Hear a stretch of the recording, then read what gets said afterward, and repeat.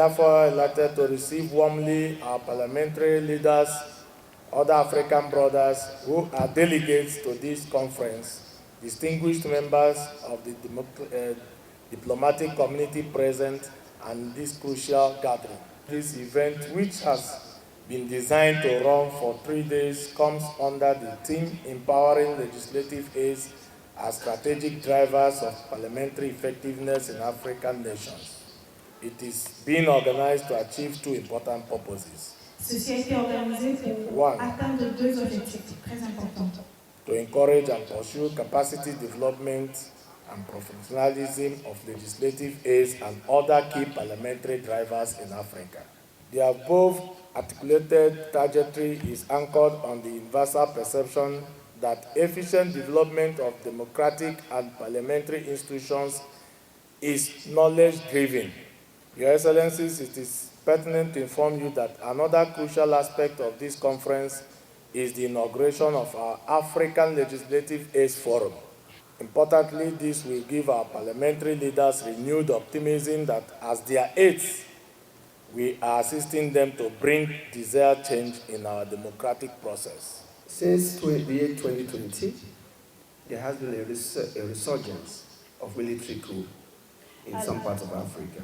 While in some cases, insecurity, corruption, weak governance are cited as part of the problem, as some of the reasons that led to the resurgence of this military coup, that the failure of checks and balances, weak legislative oversight on the executive has a lot to do with this. This conference, which focuses on empowering legislative aids as strategic drivers of parliamentary effectiveness in African nations, is a welcome conversation. When the importance of legislative aids or assistance is appreciated, we can only have legislatures that have quality, that make quality laws, are independent, and are focused on doing the things that sustain democracy in Africa. Today, for the first time, legislative aid from across Africa, national parliaments, and the state parliaments of Nigeria have come together, not as shadow contributors, nor nameless operators behind the curtains, but as recognized professionals whose work sustains the day-to-day functioning of our democratic institutions.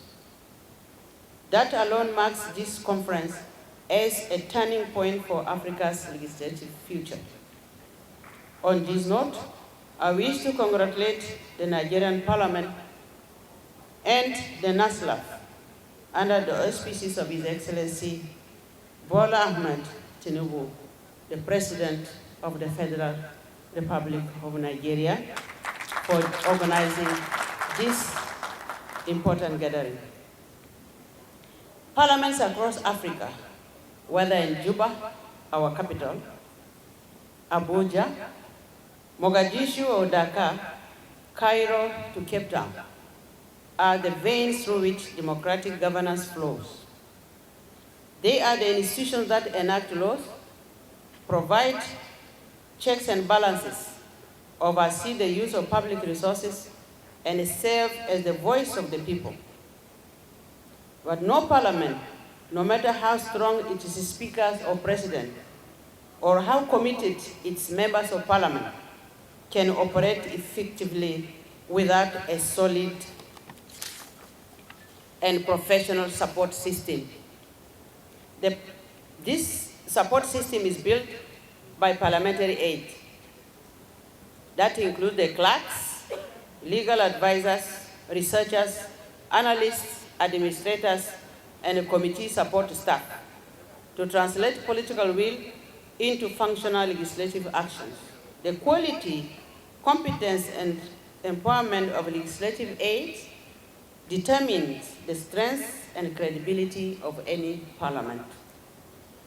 Our Parliamentary Service Commission Act recognizes parliamentary staff as a distinct professional cadre, requiring continuous training, legal protection, and institutional support. This recognition is essential because legislative aides are not political appointees. They are the permanent institutional memory of Parliament. They remain when political cycles change. They preserve records, guide MPs, maintain procedural integrity, and provide the non-partisan expertise that stabilize the legislature. They are the quiet custodians of our democracy.